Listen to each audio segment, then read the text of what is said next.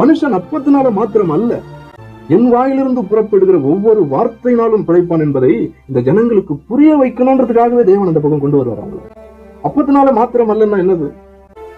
மனுஷன் வேலையினாலே மாத்திரம் அல்ல, மனுஷன் சம்பளத்தினால மாத்திரம் அல்ல, சேமிப்பினால் மாத்திரம் அல்ல, தேவனுடைய வாயிலிருந்து புறப்படுகிற ஒவ்வொரு வார்த்தையினாலும் பிழைப்பான். ஆமே, இது அநேகருக்கு தெரியல பாருங்க. வேலை இல்லைன்னு ஒண்ணு தோர்ந்து போயிடுறாங்க. ஐயோ, லாக்டவுன் எக்ஸ்டெண்ட் பண்ணிட்டாங்களா அப்படின்னு ஒன்னும் நிறைய பேருக்கு ஹார்ட் அட்டாக்கே வந்துடும் போல. வேலை இல்ல, வருமானம் இல்ல, சம்பளம் இல்ல, நான் சொல்லுங்க, நீங்க திகைக்க வேண்டிய அவசியமே கிடையாது.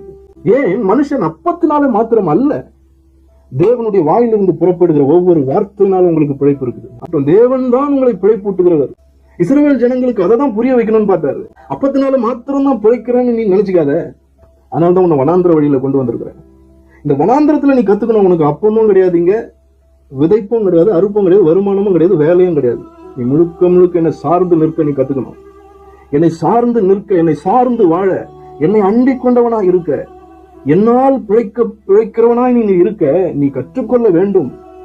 என்னை சார்ந்து வாழ்வதுதான் உனக்கு இளைப்பாறுதல் என்றதை கற்றுக் கொடுக்கும்படியாக தேவன் இந்த வனாந்திர வழியை அவர்களை கொண்டு வருகிறார். இந்த வனாந்திரத்தில் அவர்களை நடத்தி கொண்டு வரும்போதே இந்த சத்தியங்கள் எல்லாம் அவர்களுக்கு இந்த காரியங்கள் மூலமா போதிக்கிறார் பாருங்க. ஆனா இந்த சத்தியத்தை அவர் புரிந்து கொள்ளவே இல்லை.